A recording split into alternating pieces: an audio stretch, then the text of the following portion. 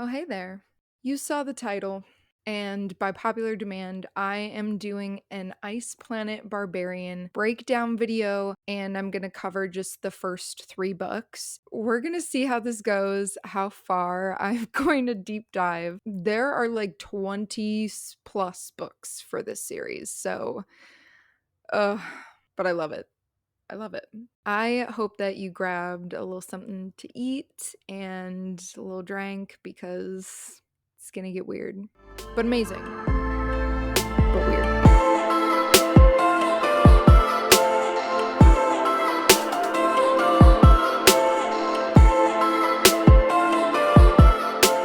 And if you have not already noticed, my mug, shout out to one of my best friends, Christina. She got me a mug that says, "Greet me like Vectel." And if you don't know how Vectel greets Georgie, well, you're about to find out. And you're going to be really disgusted with this mug.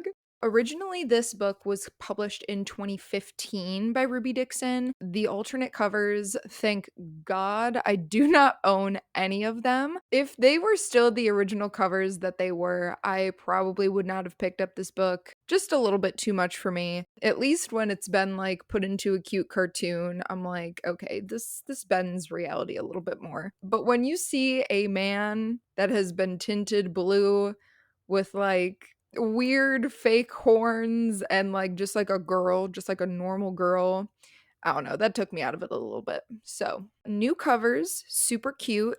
And when you put all of the spines together, they make like their own cute little art almost. So, yeah, just very adorable book to have on your shelf. But it's got some chili peppers under its belt. I will say as well, if you start out reading these books on Kindle Unlimited, Ruby Dixon actually puts a little bit of a disclaimer for beginning readers. And she basically just says, hey, I am just coming off of experimenting with some dark romance or like reading dark romance, something like that. So some of the themes in book one are a little bit, I wouldn't even say dark, but just a little bit more triggering for certain readers. And not that she necessarily apologizes, but she's just like, hey, I was still trying to find my footing as like a spicy romance writer because there are some unconsensual sex scenes. Definitely something to look out for. Not that it's like a huge theme of these books, but it is there, it's present. That being said, the new covers, I believe, was 2022 when they got their kind of little revamp. I've got my Ice Planet blue sweater on to represent the blue skin of the men that I love so much. And, we've got my Vectel mug. I've lost my sanity, so I guess we can just dive right in. Book one. Ice Planet Barbarians. This is going to follow our girly pop. Her name is Georgie, and she was from Orlando, Florida before she was abducted. I believe she was like a bank teller or something like that. It is very, like, not a big part of the plot at all, what their lives were before being abducted.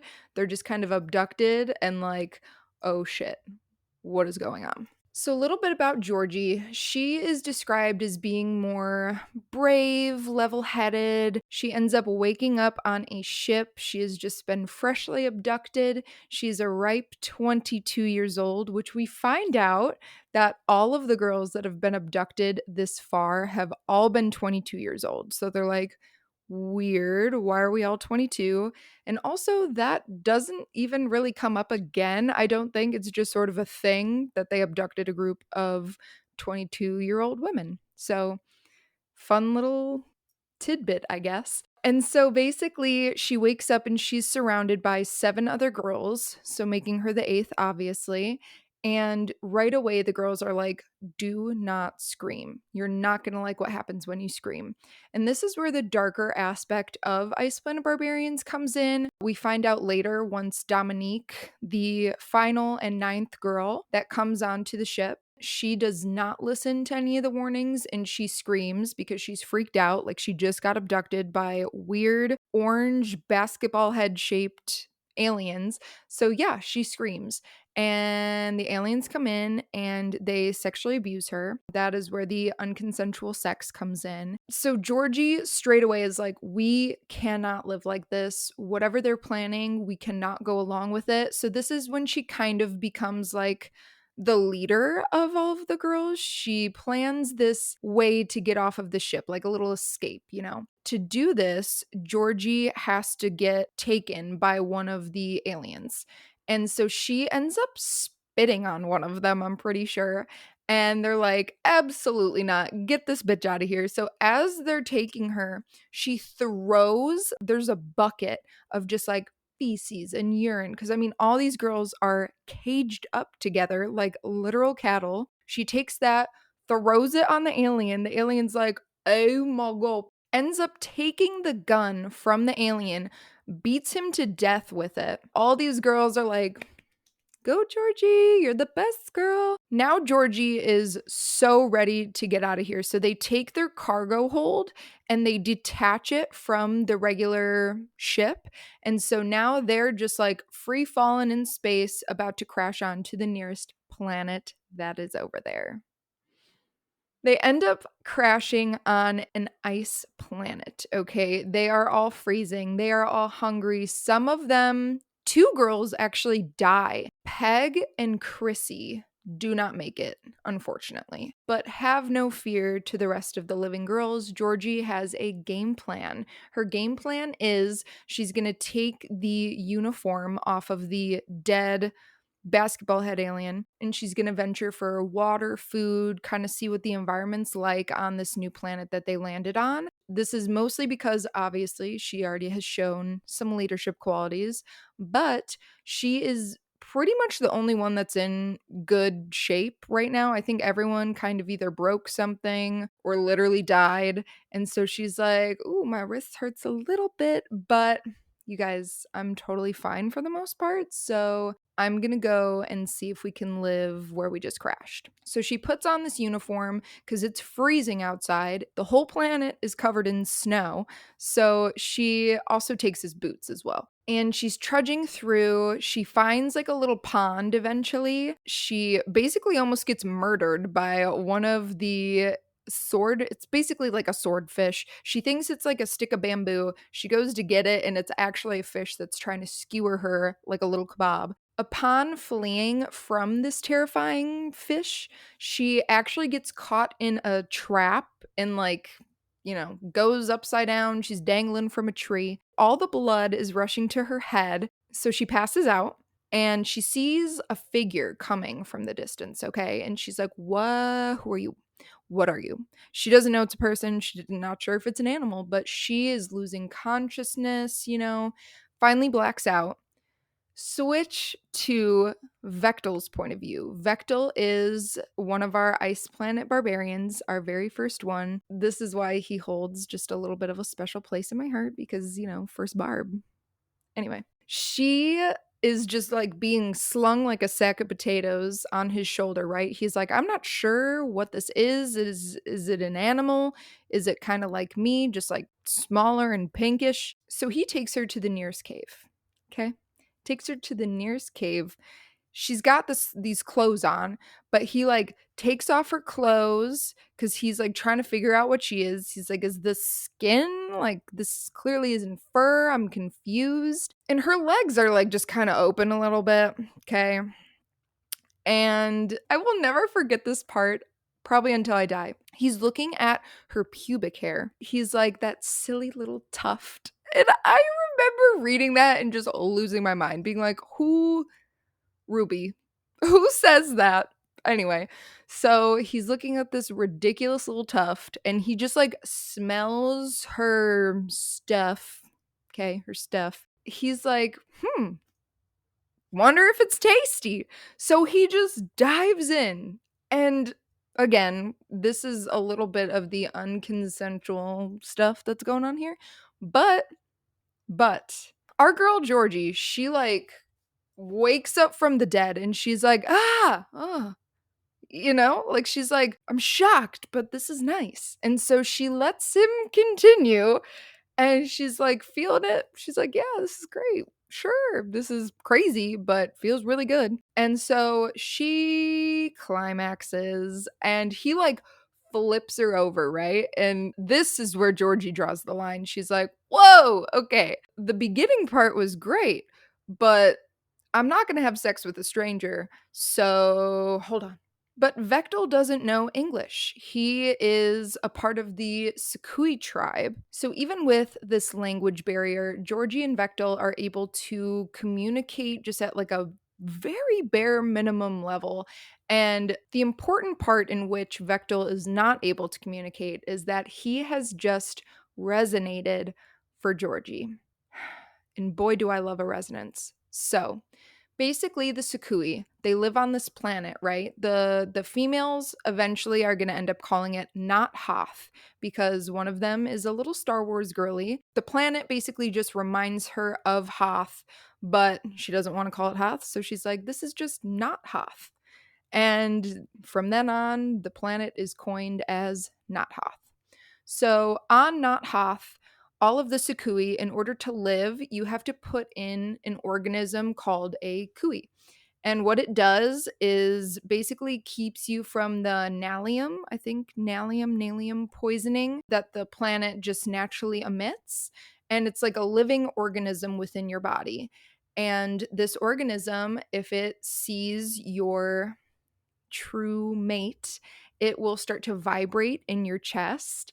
And that is when you essentially can, like, that's their version of marriage, or and you like have babies and stuff. Vectel is just elated when he starts to resonate for Georgie because their community just so happens to really be lacking with females.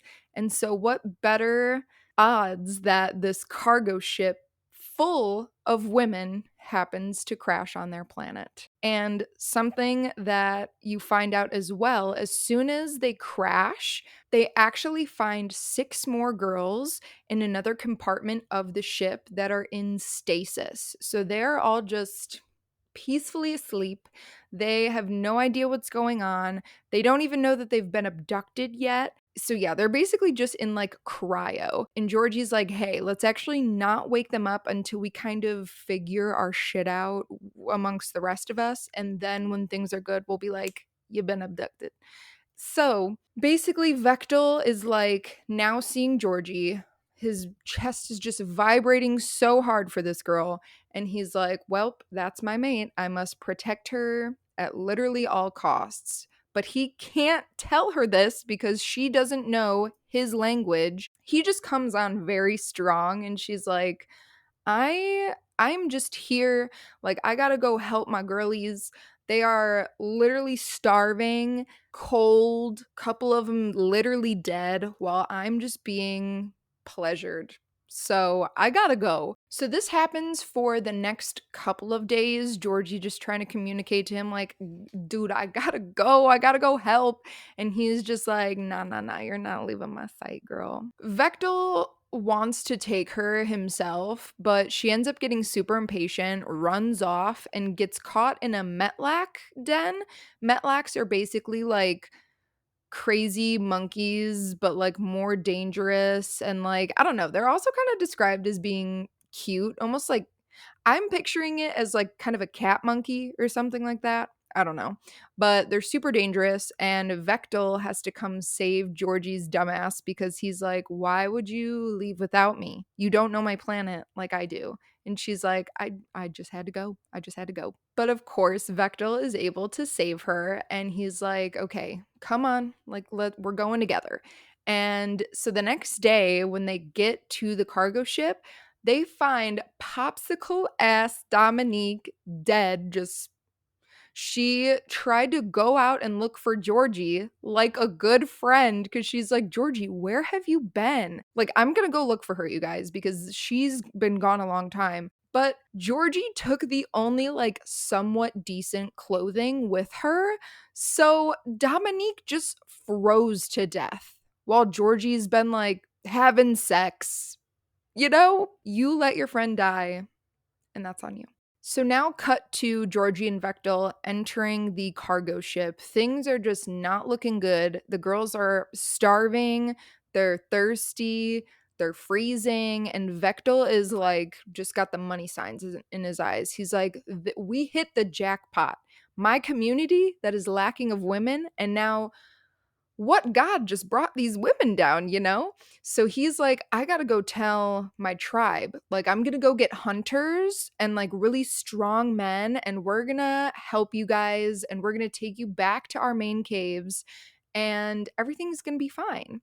So Georgie is like, okay, well, I'm gonna come with you because she's already totally into him.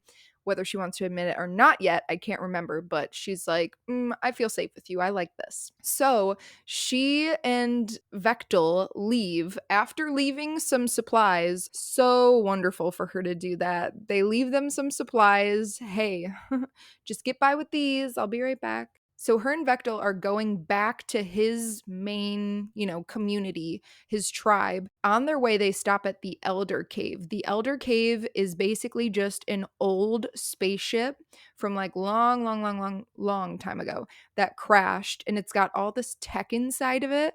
One of the tech being you can learn a language just like that. It basically like zaps it into your brain. Georgie then downloads the sock language, which is Vectel's people's language, so that she can finally communicate to him. Okay, long time coming. Now Vectel is finally able to explain what resonance is to Georgie, and he's like, hey, this is why I've been so crazy. You're my mate, girl. And she's like, I'm not sure if I'm staying on this planet. Like, I'm actually kind of gonna try and maybe leave to go back to Earth. So, and Vectel's like, ooh, that's really awkward. And Georgie's like, but I'm going to talk with the other girls about it, and we're gonna see kind of as a group if we're staying, because obviously I can't just leave by myself. I don't know anything about this tech or how to even get back yet. Just let's pump the brakes on the mate thing. Let's circle back.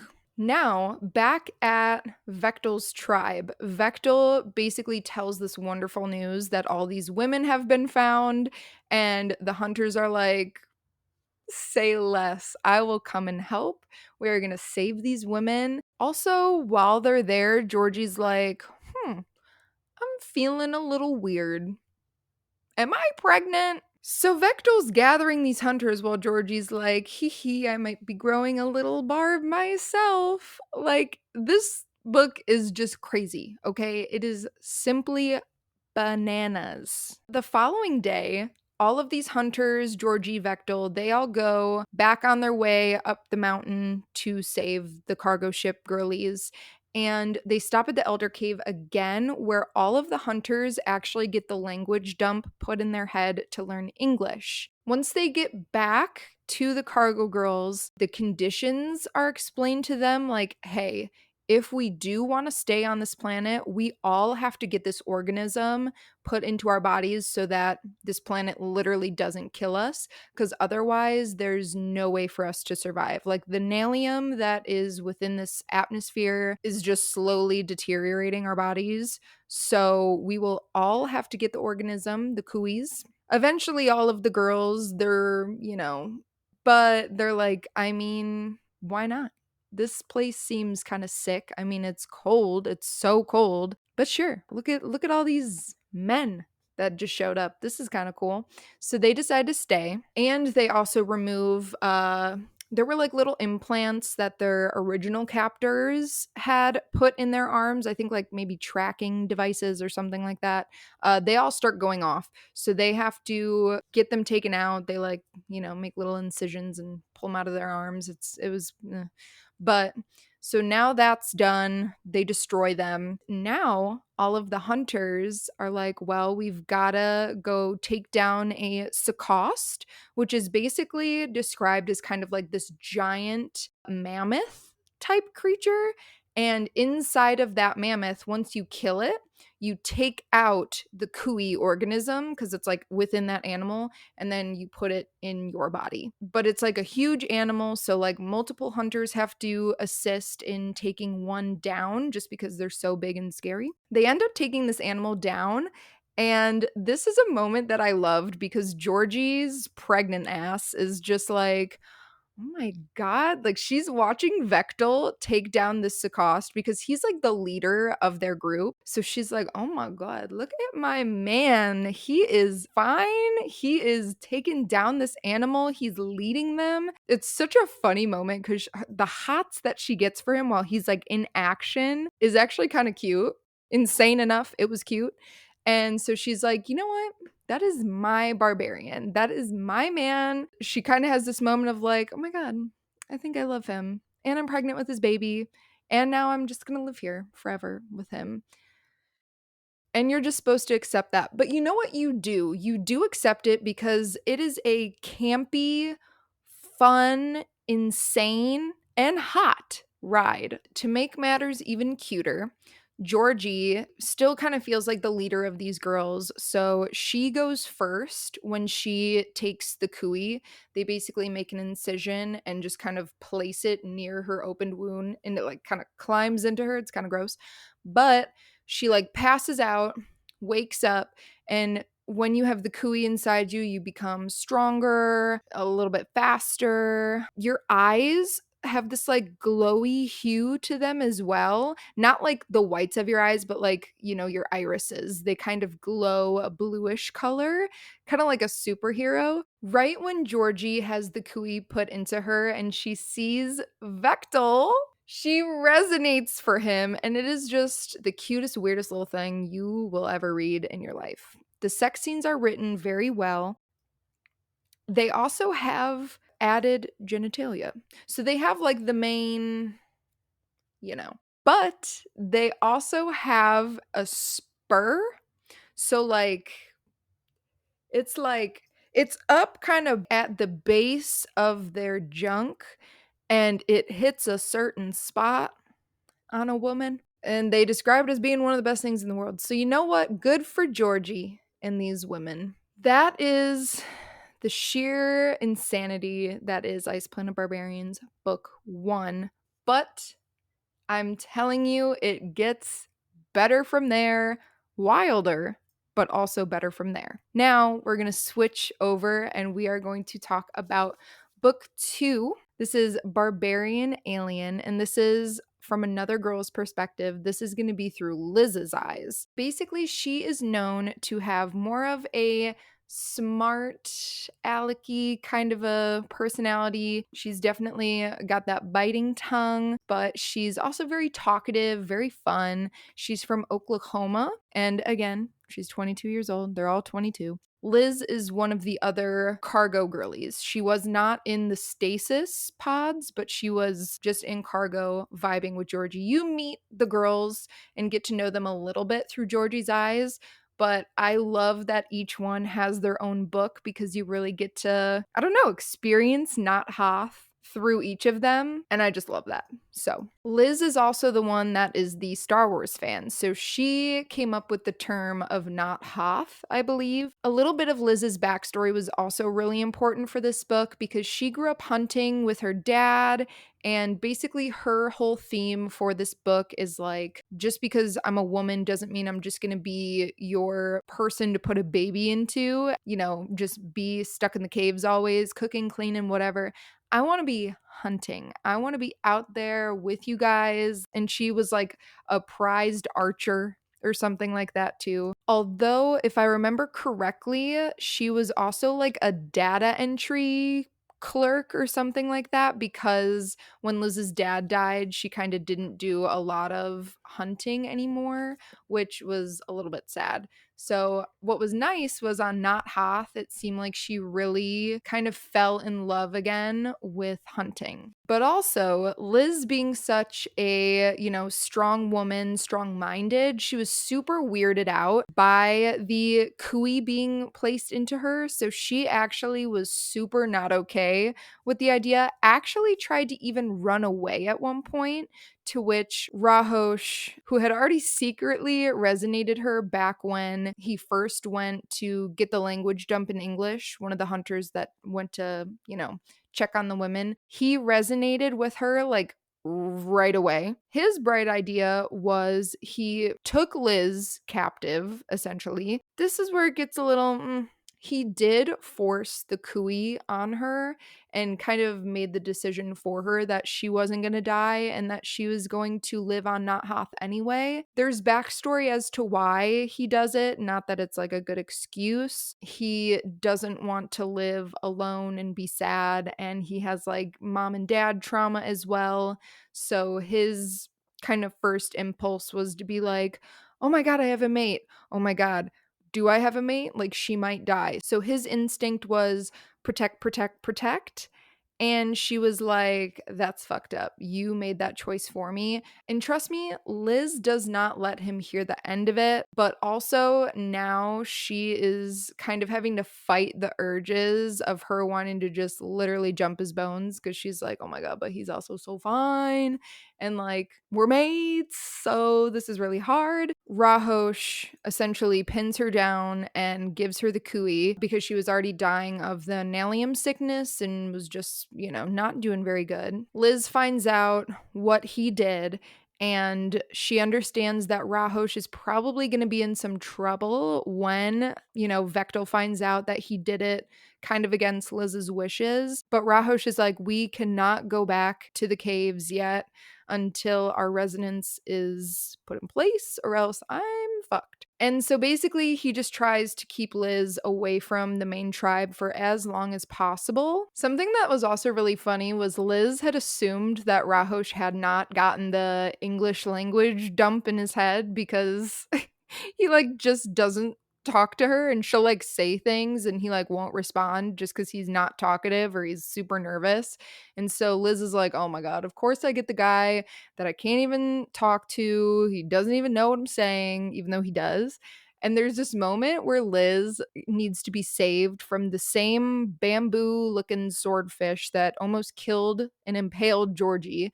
And when Rahosh saves her, he kind of is like, what were you thinking? And she's like, bruh, you know English? Like, what the hell? So she's like all pissed about that. And all this basically happens because Liz tried to go out and hunt by herself, to which Rahosh is like, girl, you can hunt. Let's go hunt tomorrow. Let's just do it together where I know that I can like protect you. And they have little intimate moments here and there where she's like still totally crushing on him, even though she like, kind of hates him a little bit, but not really. And she like blows him at some point, and he's like, whoa, this feels crazy, because a lot of the things that the humans do sexually, the Ice Planet Barbarians have not. So a lot of the sexual things like kissing, they call it like mouth groping or something like that. I don't know. So like all the humans have been introducing kissing to the barbs, and it has just been blowing their minds, which the Ice Planet Barbarians all have ribbed tongues. So do with that what you will. And as this is all going down, Liz is like kind of falling for him. And when they go out hunting, like Rahosh promised, they actually get attacked by a bunch of Metlax. Rahosh almost dies. And so Liz freaks out, makes like a little travois, and is like, I am going to save you. And if you live, I will be your mate. I promise. Like, I don't want you to die. I actually have been like falling for you a little bit. So just please, please, please don't die. It takes about like 9 to 10 days for him to recover, all of which, Liz is caring for him, making sure that everything's all good. Liz goes to check on a couple traps that she set for some food, and she stumbles upon Hayden and a Hako, which are other barbs from the tribe. They basically take them back to the main caves where Rahosh is in huge trouble with Vectel. Vectel's like, what the hell? Like, you didn't give Liz a choice. This is all horrible. And Liz is like, hey, hey, hey, I'm over that. I love this guy now. It's all good. She also learns that she's pregnant with, I'm telling you, everyone ends with a resonance and a pregnancy, and I'm here for it. So she finds out that she's pregnant. Rahosh is exiled, and Liz throws a fit, and it's actually so funny. She's like walking around the tribe caves, making everyone uncomfortable, just saying the most rash shit in the world. Vectel's like, oh my God, okay, if you're gonna keep acting like this, so be it. She actually takes a Hako captive. I mean, a Hako could have, taken care of that situation in a snap, but he kind of like smiles and is like, okay, I'll let her do this. So she takes him captive and she's like, hey, if Rahosh can't come back, he's gonna get it. Let Rahosh come back. And so Vectel's like, ugh, fine. Okay, he'll come back until you give birth. And then once you give birth, you guys are both gonna kind of be a little bit exiled for just like a little bit. The exile's really light on exiling because they can return to the tribe every 8 days. Basically, they're just like, hey, go hunting for a while and then you're able to come back once you can provide for us.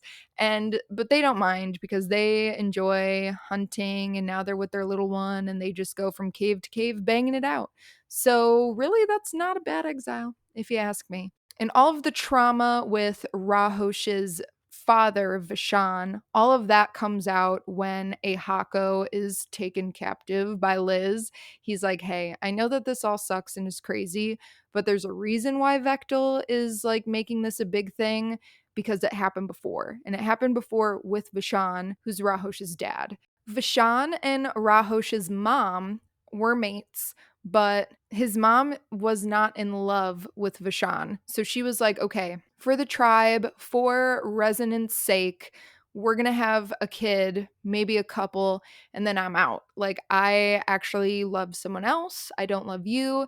And Vishan flipped out and was like, no. So he kidnaps her, takes her to another cave, and essentially is like, no, you're mine. That's it. We resonate for each other, and that's all that matters. So actually, that's not how this is going to go at all. But with Liz and Rahosh, everything is tied up in a neat little bow. They're adorable. Liz is pregnant. Rahosh is happy. And for the last book that I'm going to be covering in this video, we have Barbarian Lover, which is probably my favorite of the series so far. And it follows Miss Kira, another cargo girl. She was actually the first girl to be abducted and put on that ship with the, basketball head aliens. And she has a little conch shell looking thing in her ear, but it's actually a translator. And I'll tell you more about that in this breakdown of Barbarian Lover. Kira is noted to be more serious, more of a melancholy type vibe from her, One of the barbs even actually calls her Sad Eyes because of her little Eeyore type of a vibe she's got going on. A lot of them would consider her to be a pessimist, but she's like, no, guys, I'm just a realist.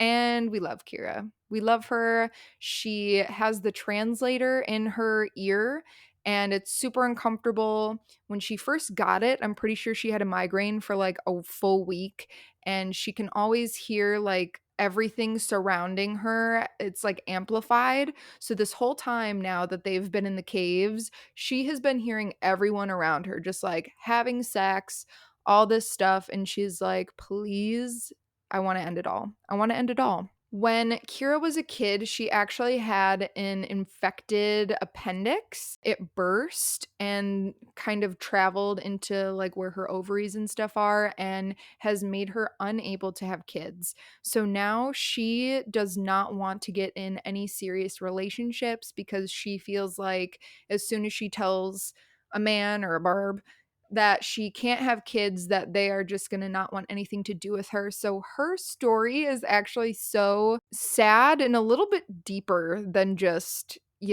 insane alien sex. And it was kind of refreshing, dare I say? She had an entry level job in finance before she was abducted, so she's not like super upset to have left that area. Since Kira was the first of the cargo girls to be abducted, she had the translator put in her ears so that her captors could communicate with her. This marks several weeks that she was actually captive in that cargo hold, which she is stronger than I could have literally ever been. That is just insane. Kira's worst nightmare happens though because a Hako, this sweet, loving, just cinnamon roll of a man, starts to crush on Kira and is just determined to make his Sad Eyes, that's what he calls Kira, to love him. And she like definitely flirts with him a little bit, like in a very Kiro subtle way. But she's like, ugh, we can't make this serious because if you fall for me, we can't resonate because I can't have kids. And then you're going to resent me and hate me forever. So she like kind of tries to keep him at an arm's length distance. But Eihako's like, nah, girl, that is not gonna work for me because I dig you. She starts to hear in the translator that the aliens are like chirping in their little language, the captors, and they are planning on coming back and trying to steal the girls back and take them to where they were originally trying to go. So Kira has this master plan of like, I am going to kind of sacrifice myself so that all these girls can be happy because, they can all have kids and like resonate and stuff, and I can't. So if they just capture me, then all the other girls are going to be safe. And she ends up lying and saying, like, oh, I'm going to go to the Elder Caves. And Eihako's like, yeah, that's cool, but I'm coming. Like, I'm coming with you. And she's like, oh, but you don't have to. And he's like, I know, I'm coming. And just to make the party even partier, Harlow and Hayden are also like, hey, we're also going to come. Harlow has her reasons for wanting to go because she's like a little bit of an innovator and inventor type girl. And she's like, I'm going to see if any mechanical things are on there that I can, use.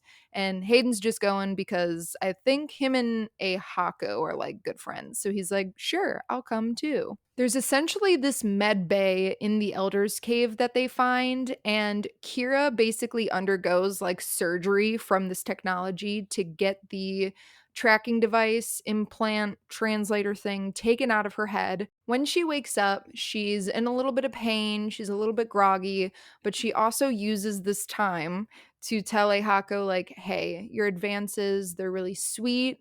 I dig you, but you don't want a girl like me. She calls herself like sterile or barren or something. And it's so sad and so heartbreaking, like how little she thinks of herself. And Eihako's like, I don't care. Like, even if we're not resonance mates, you're going to be my mate by choice. Like, I don't want anyone else. And that just made me so swoony. And I was like, Ehako's the best barb out there. Like, he is just so sweet. They always throughout this book have these little moments where you're just like, Ehako's the best. He doesn't like push her too much. He flirts with her in just the right amount, but then they keep having these like little sexual tension filled moments and little sexy moments where she's like letting him touch her and stuff. And it's so good. And now that they're in the Elder's Cave, Kira actually gets the Sukui language dumped into her head. She also gets the language for the orange basketball head aliens put back into her head again because she wants to make sure that she's keeping up with what their plans are. She does this as sort of a backup plan just in case that she gets captured, even though that is fully her plan, is to, again, like kind of sacrifice herself and be like, no, you don't need the other bajillion girls. Just take me. I'm enough. She also prepares for their arrival. She like gets guns and, kind of makes the Elder Cave into this like war ground where she's like, I am ready. I am ready for them to come. Give me your best shot. And boy, do they. The invaders come in and they start shooting at Ehako and Hayden. So now they are down for the count. Things are not looking good. Harlow's like, I'm going to go make a travois, like one of the little gurney things. So she runs off. Kira gets captured by these basketball head aliens. Her idea, though, was really, really smart. So there was a filter, an air filter in the Elder's Cave that helped circulate the nalium. Because again, that is what is on Not-Hoth, this poisonous air. So she takes a filter from the Elder's Cave, brings it with her on the ship for the captors, and she ends up putting it in their air vent. So now the filtration system for their air is just shot. All this nalium is essentially being spread out through their whole ship. The aliens start dying, the bad ones. They start dying, passing out. And so Kira's like, awesome, my job is done. She hops on a pod and she's out of there. but before she was out of there, she made sure to direct the ship directly into the side of a mountain. That goes up into flames after it crashes into the mountain. All the enemies are dead. It's wonderful. Kira has escaped. It is just a beautiful, beautiful thing. Once Kira returns to where Hayden and Ehako are, she is just thrilled to see that Ehako is still alive, but Hayden's dying. So they essentially take turns dragging his body back to the caves. And Harlow still has not returned. We're going to get to why in part 2 of this just insanity. But Harlow, something happens to Harlow. And so Harlow's not back, but they're like, oh, she probably is already back at the caves. So Hayden's dying. That is priority. Hayden is dying. We got to get him back. So Ehako and Kira drag Hayden back to the cave so he can get the medical help. Hayden ends up being fine. They actually even see Liz and Rahosh on the way back to the cave, which makes the process way faster because now it's not just Kira and Ehako dragging Hayden. Rahosh is able to step in because he's a little bit stronger, and everything is all just peachy keen. Now that everybody is back and at the main caves, they're still concerned for where Harlow is. Vectel actually decides, hey, there's a lot of us now cramped into this cave. I'm going to open up the southern caves. So some of you are going to split off from our main group and you're going to go there. Ehako, you show great leadership skills and I trust you wholeheartedly. So I am going to make you acting chief of these southern caves. So him and Kira and some other peeps, they travel to the southern caves where, yeah, Ehako is just acting chief to make more space for everybody, essentially. And one of the cutest things in the world, Ehako and Kira, again, they've decided that they were just going to be chosen mates for each other. They end up picking out a room for where they want to stay together. And when they pick out their room and they're all moving in, they resonate for each other. They resonate for each other. How fucking cute is that? So cute. And they're both just so happy. Kira's like, oh my God, does this mean that I can have kids? And she thinks that maybe this Kui, since it makes you stronger and like healthier and all this stuff on Not-Hoth, she is wondering if this also is going to give her the ability to have kids again. To test that theory, she jumps Ehako's bones like there's nobody's business. It is such a good scene. Oh my God. And she ends up getting pregnant again.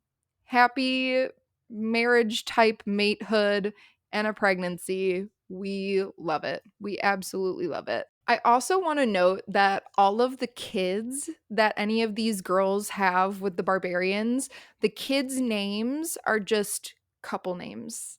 And it is the most ridiculous, amazing thing in the world. One of Kira's kids with a Hako is named like Hakir. And that is the case with, Liz and Rahosh, Georgie Vectel. They are just having kids with insane names that are just literal couple names. And it is the cutest thing. It's horrible and it's so cringy, but it's amazing. Oh my God. That has been the Ice Planet Barbarians book 1 through 3 in all of their just insane glory. Please let me know if this is something that you enjoyed. Do you want to keep listening to me talk about the plot of Ice Planet Barbarians? Because again, there are like a billion books. Whether it's because you don't want to read them yourself, but you like hearing about just the insanity, or you have read them and you just like hopping right back onto Not-Hoth. Let me know. If anything, the only thing that you are missing is the actual smut itself, which I just recommend that you dive in so much. And please, if you have not read these books yet and you are going to read them, please let me know in the comments what your reactions are to these books. I would love, love, love to just like gush about these books with somebody else because, man, this is my guilty pleasure. I read these books as my palate cleansers, especially if I am just coming off of like a very high fantasy, high sci-fi, whatever it is, something that's just a lot. This is when I like to shut off my brain and just deep dive into the hot insanity That is Ice Planet Barbarians. I think I want to do a giveaway because I'm going to be coming across some more signed stock of the Ruby Dixon Ice Planet Barbarians books. And I also have some fun swag. I have a cute little cartoon sticker of Georgie and Vectel, and he's holding her, and it says, "My resonance." And it's just so cute. I have a bunch more stickers though, and I also have some bookmarks. So keep your eyes peeled. Other than that, thank you guys so much. If you have found your way to the end of this video, you're crazy, but I love you. This was fun. So I definitely want to keep going throughout the series. I mean, I'm going to read them anyway, and I just want to talk about them now. Thank you so much again for watching. Make sure that you like, subscribe, do all those fun things, and I hope to see you very soon.